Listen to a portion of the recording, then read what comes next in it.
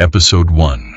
The First Vanishing. I shouldn't have watched the video alone. Even now I can still hear her voice, cut short like a sentence with no period. Her name was Lena Rowe, 22, a part-time waitress with a habit of live streaming everything. Her morning coffee, her cigarette breaks, even the late-night drive she took after work. The night she disappeared, the sky was a low, black ceiling, and the fog over Hallow's bridge was so thick you could taste the damp in the air. The stream began normally. Lena in the driver's seat, one hand on the wheel, the other holding her phone. "All right, guys," she laughed, glancing at the comments. "Back on the Death Bridge. You love this one, don't you?" Someone typed, "Why Death Bridge?" She smiled, but it didn't reach her eyes. "Because they say if you stop halfway, something gets in your car." The live chat filled with emojis and lols. She turned the camera toward the empty passenger seat. "See? No hitchhikers tonight." For the first minute, it was just the hum of her tires on the wet asphalt, the faint whoosh of the river below. Then the fog thickened. You couldn't see the road ahead, only the thin white lines vanishing into milk-colored air. A low hiss leaked through the phone's microphone. Too steady to be wind, too human to be static. "Do you hear that?" Lena asked, slowing down. The chat scrolled with "What noise?" and "Turn up your radio." She reached for the dial, but the radio was already off. The hiss grew into a whisper. The camera shifted, catching the side window. Shapes moved in the fog, pacing the car like shadows underwater. She laughed again, but it was thin, brittle. "All right, guys, this is creepy." And then it happened. The phone jolted sideways, clattering against the center console. The image spun. A glimpse of Lena's hair whipping forward, her mouth open in mid-breath. And then the driver's seat was empty.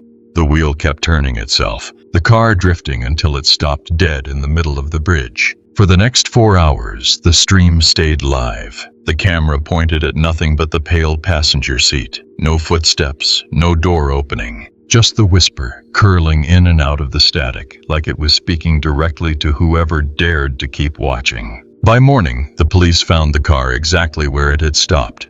No signs of a struggle. Lena's phone still recording, battery dead. They called it an accident. I call it an invitation. Because Lena wasn't the first to vanish on Hallow's bridge, and she won't be the last. Episode 2. Fog That Breathes. The first thing I noticed about Hallow's bridge wasn't the rust, or the warped guardrails, or even the black water curling beneath it. It was the fog. It didn't roll the way fog should. It shifted, pulsing in slow inhales and exhales, as though the whole span was draped in something alive. Standing at the edge, I swore I could hear it. Not a breeze, not the river, but the faint rhythm of breath, deep and steady. The locals avoided me the moment I mentioned Lena's name. The waitress at the diner dropped her eyes. The gas station clerk pretended not to hear. Except for one man. I found him sitting on a splintered bench by the riverbank, mending a net with fingers gnarled like old rope. His eyes were pale and unblinking, the kind that see too much. "You're not from here," he said without looking up. "No," I admitted. "I'm investigating the bridge." At that, his hands froze. His gaze lifted slowly, fixing on me like a warning. "You think it's the bridge that takes them? What else would it be?" He leaned closer, the smell of salt and damp earth clinging to him. "It's not the steel, not the road. It's the fog. It has lungs." I almost laughed, until I saw the way his jaw trembled. "I was out there once, night fishing," he said. "Fog rolled in, thicker than soup. Thought I heard my name, not from the shore, from the water. Then I felt it, warm, like someone breathing on the back of my neck." He dropped his gaze again, fingers fumbling with the net. "Did you see anything?" I asked. His voice fell to a whisper. "I saw me." The way he said it turned my skin cold. "You mean a reflection?" "No." It stepped out of the fog. Same face, same clothes, only its eyes were wrong, like the river had been living in them for years. The air between us grew heavy, and I realized the fog had thickened while we spoke, curling low around the bench, creeping toward my shoes. The old man noticed too. He yanked the net into his lap and muttered without looking at me, "You should leave before it learns your name." I didn't sleep that night, not because of what he said, but because sometime after midnight from my motel window, I could see the fog rising from the river, stretching, and I could swear it was leaning toward me. Episode 3. The 1978 Pileup. People in town treat 1978 like a dirty word. They don't talk about it. They don't even think about it. But the bridge remembers. I found the first trace of it buried in the basement of the county archive. A warped cardboard box, labeled only Incident Reports, Miss C. Inside were brittle pages smelling of mildew, their ink faded to a ghost of itself. The file was thin, too thin for what it described. According to the surviving report, on the night of October 12, 1978, a dense fog swallowed Hallow's bridge just before midnight. Visibility dropped to nothing. A semi-truck jackknifed halfway across, blocking both lanes. 4 cars plowed into it, one after another. Witnesses heard metal folding in on itself, glass exploding, and then silence. What was strange was what came after. The document listed only 2 confirmed fatalities. But the photographs told another story. Crumpled vehicles with no occupants. Doors flung open as if people had stepped out mid-collision. In one image, the fog looked thicker, darker, like it was pouring into the cars. And then there was the list of names. The last half was blacked out, not just censored, scraped away. I ran my fingers over the page and felt the faint grooves where the letters had once been. Someone didn't want them remembered. I tracked down the only surviving officer from that night, a retired state trooper named Gerald Pike. His house smelled of dust and cigarette ash, blinds drawn tight against the afternoon sun. "You're digging where you shouldn't," he said when I asked about the pileup. "I just want the truth." He took a long drag from his cigarette, exhaled, and said, "The truth doesn't want you."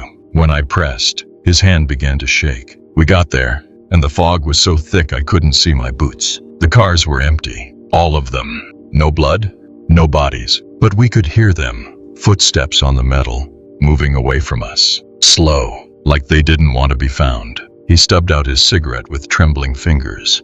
Then the fog cleared and the bridge was empty, just me and my partner. But I swear, in that last moment I saw shapes at the far end standing side by side, watching us. Who were they? I asked. They were the drivers, all of them, but they didn't look alive. When I left his house, I checked the time, exactly 3:03 p.m. My chest went tight.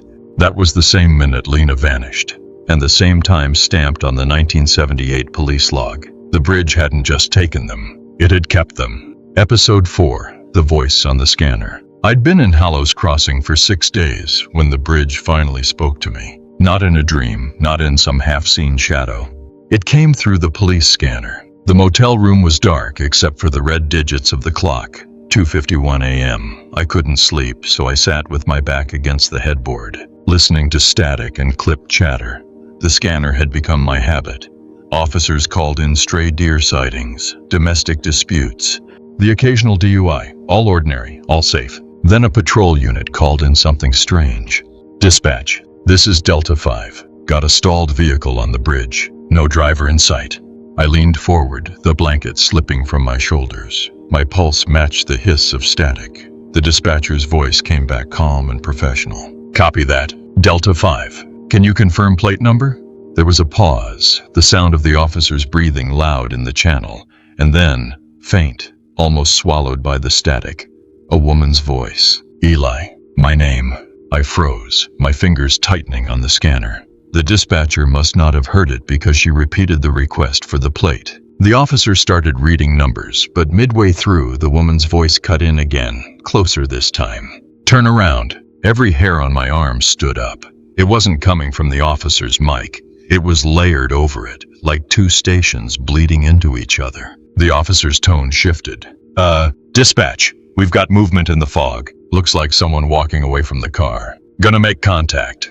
I wanted to shout into the scanner to tell him don't follow, but my throat had locked. "Sir?" The officer's voice again, this time shaky. "Do you need assistance, sir?" The sound that followed didn't belong on any human frequency. A wet inhale, a slow exhale. The same breathing I'd heard from the fog bank my first night here. Then silence. "Delta 5, respond," the dispatcher said, sharper now. Nothing. Static filled the room like boiling water in my ears. I waited for someone else to speak, to break the spell. But the next voice was the woman's again. "You're next, Eli." The scanner went dead. No static, no signal, just a hollow quiet that felt heavier than any sound. I sat there until the motel's neon sign flickered pale light through the blinds. My name still echoed in my head. But it wasn't the word that haunted me most. It was the tone. Whoever she was, she hadn't been warning me. She'd been promising. Episode 5. The passenger seat. I told myself I was just going to observe. No experiments, no risks. But Hallow's Bridge has a way of deciding for you. It was a little past midnight when I got the call from a local taxi driver, Miles Turner. His voice was shaking like the loose change in his cup holder. "You're the reporter, right? The one sniffing around the bridge? That's me. I picked someone up tonight. Out there. And I need you to see something." When I met him in this diner parking lot, Miles was pale, his shirt sticking to him with sweat even though the night air was cool. He didn't waste time with small talk. She was just standing there, middle of the bridge. No car, no bag, nothing. Wearing this old-fashioned dress, like something from the 70s, soaked through. We sat in his cab while he replayed the dashcam footage. The timestamp read 12:37 a.m. The grainy image showed the woman exactly as he described. Water dripping from the hem of her dress, her hair plastered to her cheeks. She didn't wave, didn't even look at the car. I asked where she was going, Miles said, but she didn't answer, just got in.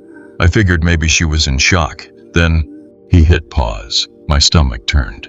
The woman's head had tilted toward the camera in a way no neck should bend. Eyes locked on the lens as if she could see through it, as if she could see me watching now. She never spoke. Not once, Miles whispered.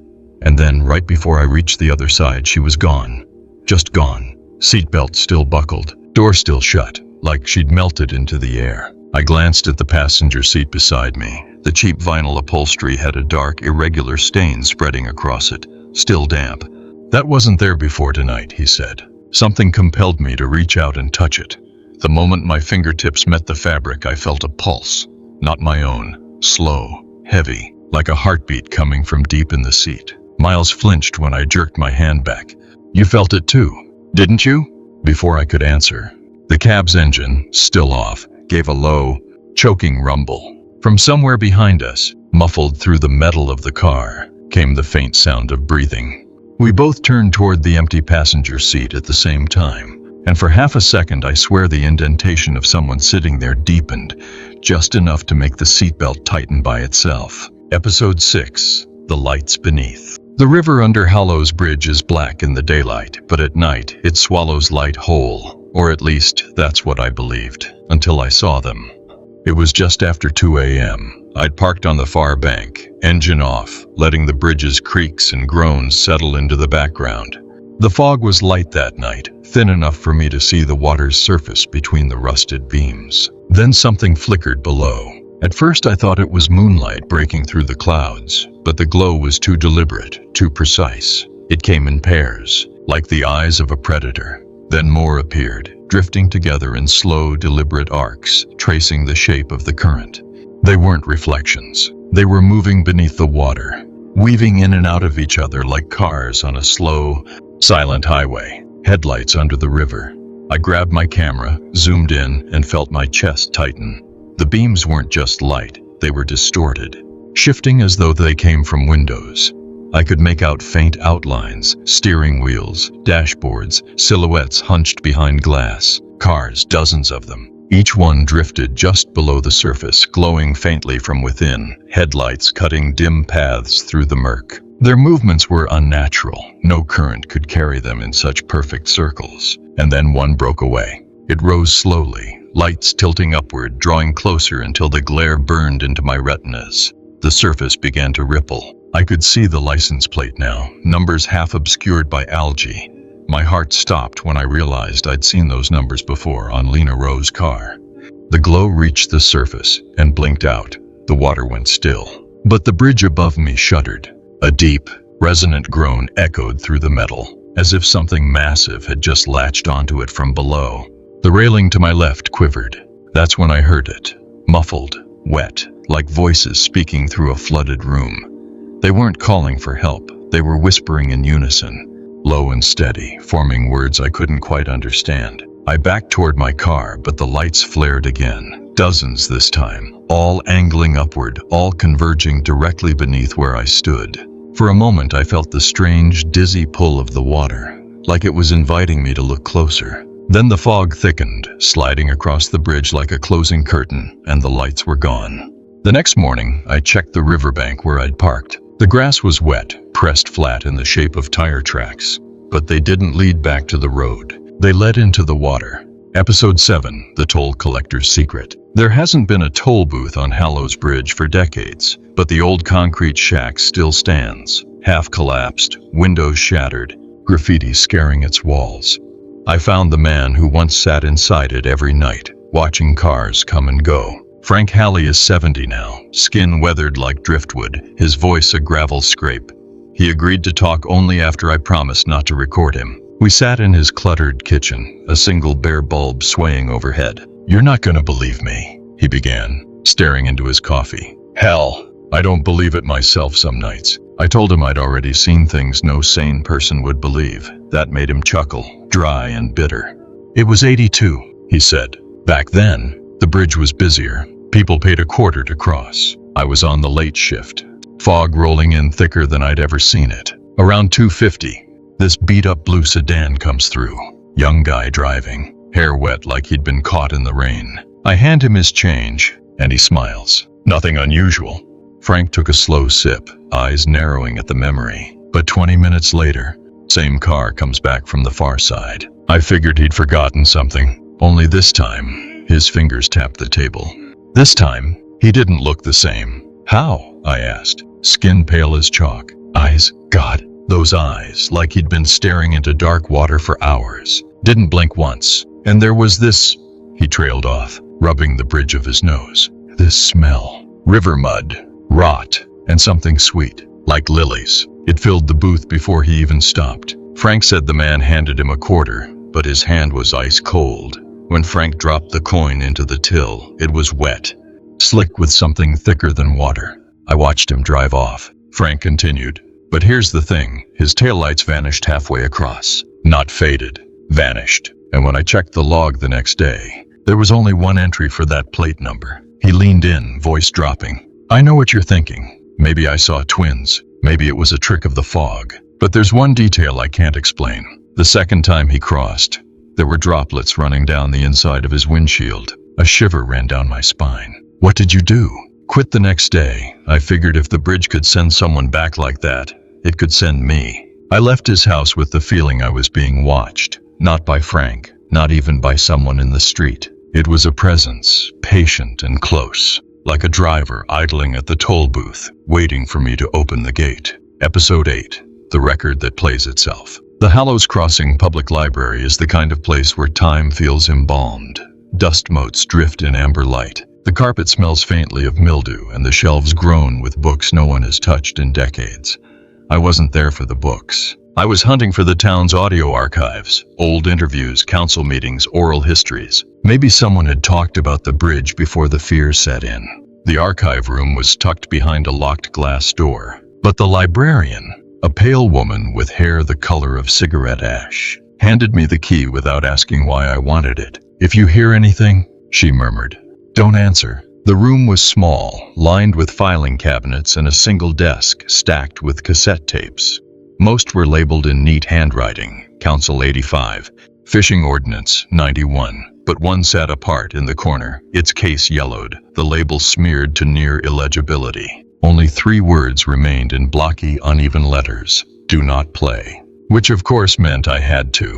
I set it in the old cassette deck on the desk. The machine groaned, spooled the tape, and without my touching a single button, the play mechanism snapped down on its own. A hollow hiss filled the room like distant waves. Then, tires screeching, metal twisting, the sickening crunch of impact. I'd heard accident recordings before, but this was different. The sounds were wet, as though the collision was happening underwater. Through the chaos came voices, not screams, but laughter. Low, slow, and horribly out of place. I leaned closer, and the laughter shifted into something worse, a chorus of whispers. They weren't speaking English. The syllables were warped, dragging like anchors across the floor of a river. I didn't understand the language, but the intent behind it was unmistakable. They were inviting. Then I heard my name. Not once, dozens of times from dozens of mouths overlapping until the air in the archive felt too thick to breathe. I tried to hit stop, but the button wouldn't budge. The tape kept turning. I yanked the power cord from the wall, and the deck kept playing, the reels spinning like the machine had its own heartbeat. The final sound before it stopped was the deep groan of steel bending, followed by a splash so loud it rattled the glass door. When I left the room, the librarian was waiting. "You played it, didn't you?" she asked. I didn't answer. She nodded anyway. "Then it knows your voice now." That night I dreamt of the bridge, not the way it is now, but the way it looked brand new, clean steel shining under a full moon. Cars lined up to cross, and every driver turned to look at me as they passed, their mouths moving in perfect unison. They were saying my name. Episode 9, Crossing at 3:03. Every file, every witness, every grainy piece of evidence pointed to the same detail. 3:03 a.m. That was the minute Lena vanished. The minute the 1978 pileup was logged. The minute the bridge took whoever it wanted. So I decided to meet it on its own terms. I set my phone to record, mounted it on the dashboard, and parked at the entrance just before 2:58. The fog was waiting for me, stretched across the span like a living thing, its edges curling in slow, deliberate swirls. My headlights didn't pierce it, they were swallowed. 2:59. My palms were damp. The air inside the car was unnaturally still, like the moment before a storm breaks. 300. The first drop in temperature hit, the windows clouded with condensation from the inside. 3:01. I rolled forward, tires thudding over the expansion joints. The bridge's metal frame moaned low in my bones. My speedometer read 15 mph, but it felt like I was crawling through syrup. 3:02. A shadow appeared in my high beams. Tall, human-shaped, standing dead center in the lane. My instinct was to swerve, but I kept going, forcing myself to breathe. The figure didn't move. 3:03. The dash clock froze. The figure stepped forward into the glow, and my chest locked. It was me. Same coat, same hands gripping the wheel, only the skin was pale and bloated. Water dripping from my chin. My reflection in the glass wasn't moving in sync with me anymore. It was moving with him. I pressed the accelerator, but the car barely crawled. My double reached for the driver's side door handle. Something rattled in the back seat, soft at first, then violent, like someone thrashing under a blanket. The rearview mirror tilted by itself, pointing not at the road but at the empty back seat, which wasn't empty. A woman sat there, wet hair plastered to her face, hands folded neatly in her lap, lips moving in a whisper I couldn't hear. I slammed the gas. The bridge groaned. My double vanished into the fog ahead, and when I glanced in the rear view again, the back seat was empty. 3:04. The dash clock ticked forward. The fog began to thin. I coasted off the bridge, heart hammering, pulling over just past the far guardrail. My phone was still recording. I reached for it with shaking hands, only to see the playback had cut out at exactly 3:03. The last frame was my own face in the driver's seat, but my eyes were closed, and I was smiling. Episode 10. The Empty Town. When I opened my eyes, I was no longer on the bridge. The car idled in the middle of Main Street, or at least what looked like Main Street. The same cracked pavement, the same row of shops, the same peeling church steeple in the distance.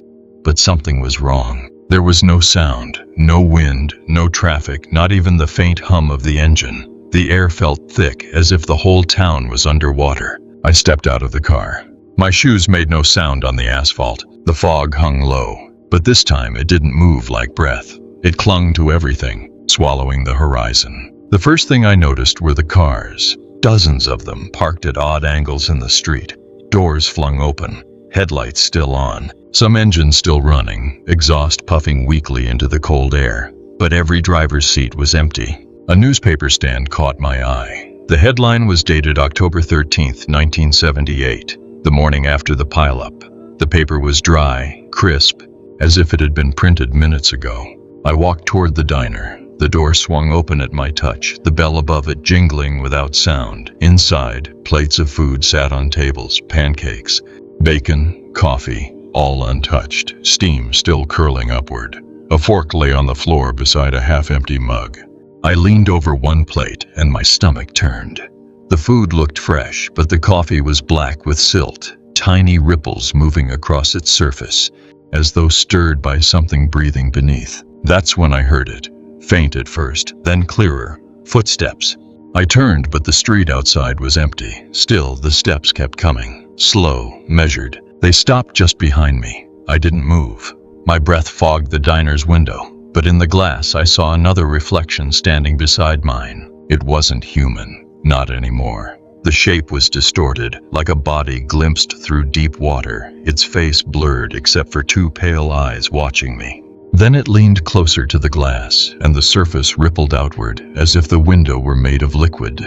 I stumbled back, and in that instant, every car on the street roared to life at once, headlights flaring, engines revving. The sound was deafening. When I blinked, I was back in my own car, parked on the far side of Hallow's bridge. The street was dark, empty. But in the passenger seat, a newspaper lay folded neatly. October 13th, 1978, and the ink was still wet. Episode 11. The Bridge Remembers. The bridge had stopped feeling like a place. It felt like a mind. After the night in the empty town, I couldn't shake the sense that Hallow's bridge wasn't just claiming strangers. It was curating them, selecting, storing, waiting. I went back to the county archives, determined to find the names scraped from the 1978 pile-up report. Weeks of dead ends finally led me to an unmarked folder in a drawer labeled Infrastructure Maintenance. Inside were black and white photos of the victims. All of them. I froze. It wasn't just their faces I recognized. It was their patterns. The high arch of a brow, the slope of a nose, the line of a jaw. They were faces I'd seen in my own reflection. Not exactly, but close enough to be family. The bridge had been taking people who looked like me for decades. I drove out there just before dusk, standing at the guardrail where the metal is warped and bent from the old accident. The river moved lazily beneath, but I could feel the current's weight pressing upward, as if it knew I was there. The fog began to form earlier than usual. It rolled across the steel like it had been summoned, and in it, shapes started to emerge. At first, they were shadows. Then they sharpened into figures, men, women, even children, each with water dripping from their hair and clothes. Their eyes locked on mine. I recognized them all. Faces from the photos. Faces that could have been my own if I'd been born in another year. One stepped forward, a man with my jawline and my hands. His lips moved, forming words I couldn't hear. I leaned over the railing, straining to catch them, and then I did. "You're the last." The steel beneath my feet vibrated, low and deep. It wasn't wind or traffic, it was a memory. The bridge replaying the moment it had chosen me. I saw flashes. A car accident from my childhood I'd forgotten. The sound of rushing water. The sensation of being pulled from a river by unseen hands. It hadn't been a rescue. It had been a postponement. The fog thickened, creeping over the guardrail toward my shoes. The man who looked like me smiled. A slow, knowing curve of the lips, and pointed to the center of the bridge, the place where all of this had begun. Episode 12, The Last Drive. I didn't plan to end it that night, but some choices aren't yours to make. The fog was already spilling over the road when I reached Hallow's bridge. The air tasted metallic, like I'd bitten my tongue. My headlights barely cut a hole in the white. The river below groaned with the weight of something moving. I gripped the wheel until my knuckles went white. The dashboard clock glowed 3 o'clock a.m. I knew what was coming. The first shape appeared at 3:01, a figure standing in my lane, hair dripping, hands at its sides. It was the man from the photos, the one who looked like me. Only now his lips weren't moving in whispers. They were mouthing something clear, deliberate. "Come home." I drove forward, but my tires felt like they were rolling through water. The bridge's steel trembled under me. From the fog ahead, more figures stepped into view. Lena Rowe, the taxi passenger, faces from the diner in the empty town. They stood on both sides of the railings, watching. At 3:03, the car jolted. The passenger door clicked open by itself. Cold air spilled in, thick with the smell of river silt. I turned my head and froze. Someone was sitting in the passenger seat. It was me, or the version of me I'd seen on that frozen dashcam frame. Skin pale, eyes dark, a faint smile pulling at my mouth. His mouth. Water pooled at his feet, dripping into the floor mats. He didn't speak, he just reached for the wheel. When his fingers brushed mine, the world dropped away. I wasn't in the car anymore. I was under the bridge, standing on the roof of my own vehicle as it sank through black water. Headlights burned dimly in the depths, revealing dozens of other cars around me, drifting like wrecks on an endless highway. Shapes floated inside them, turning their heads as I passed. Every face I'd seen in my investigation was here, preserved, waiting. Their eyes followed me, not pleading for help, but welcoming me. I felt my lungs fill with cold water, and for a moment it didn't hurt. It felt right, like I was finally where I was supposed to be. Then the bridge's groan split the water, and I was back in the driver's seat. The door slammed shut. The passenger was gone. My watch read 3:04. I pulled off on the far side, chest heaving. The car was dry. My clothes were dry. But when I looked in the rearview mirror, my reflection wasn't breathing in time with me anymore. It smiled, and this time the smile stayed. Epilogue: The Invitation. I left Hallow's Crossing the next morning. Or at least, I think I did. The road out was empty, the fog trailing in the rearview like it was letting me go. The town shrank behind me until it was nothing but a smudge on the horizon. I told myself it was over, that I'd escaped. But the bridge never really lets go. A week later, I was back home, miles from any river, editing the footage from my recorder. Most of it was static, distorted by the fog. But near the end, just before the camera cut out, I caught something I hadn't heard in the moment, a voice. Faint but clear. We're almost there. The next day, I found a newspaper on my doorstep. No note, just a folded front page. The ink still wet. October 13th, 1978. The same date, the same headline. Only this time, there was a photo beneath it, grainy, black and white, but unmistakable. It was me, standing on the bridge, fog curling around my legs. That night, I woke to the sound of an idling engine outside my window. I pulled back the curtain. My car sat in the driveway, headlights on, passenger door wide open. The seatbelt was buckled, waiting, and for the first time, I didn't feel fear. I felt called. Somewhere in the distance, under the hum of the engine, I could hear the bridge breathing, steady, patient, inviting me home.